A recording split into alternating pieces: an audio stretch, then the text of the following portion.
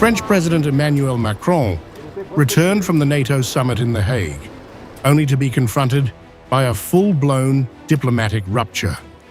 On Wednesday, just hours after endorsing NATO's new 5% defense spending pledge, Macron hosted IAEA Director General Rafael Grossi at the Élysée Palace in a bid to contain the fallout from Iran's nuclear backlash.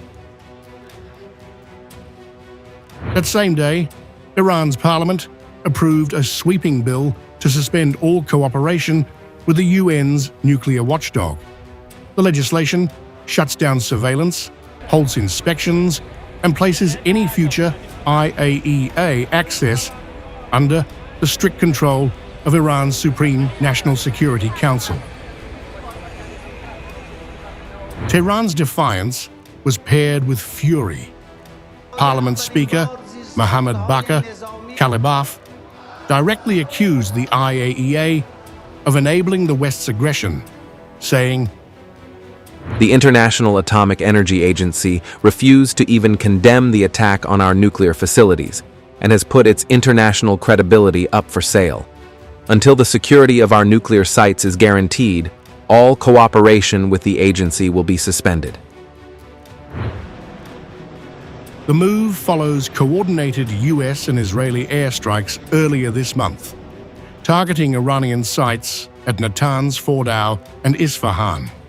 Strikes President Trump claimed had obliterated Iran's nuclear program. But a recent US intelligence report quietly noted that Iran could rebuild within months. This claim was quickly shot down by the US President Donald Trump. The two countries, Iran and Israel, had agreed to a ceasefire, brokered by Trump, only to be violated by Israel, which didn't seem to have gone well with Washington. Israel, as soon as we made the deal, they came out and they dropped a load of bombs, the likes of which I've never seen before. The biggest load that we've seen. I'm not happy with Israel. You know what? We basically have two countries that have been fighting so long and so hard that they don't know what the they're doing. Do you understand that?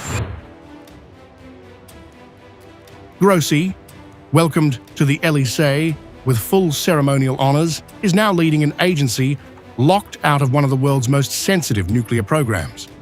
Macron used the meeting to restate his public support for the IAEA, but the ground reality suggests Europe's influence is waning fast.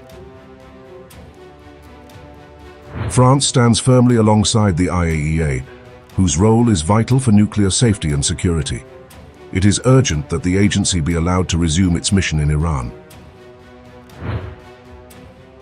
Iran, meanwhile, is accelerating its nuclear activity under the guise of peaceful development, as Macron's posturing is increasingly seen as symbolic and powerless. As NATO rearms and Washington strikes, Macron's brand of diplomacy may be running out of runway.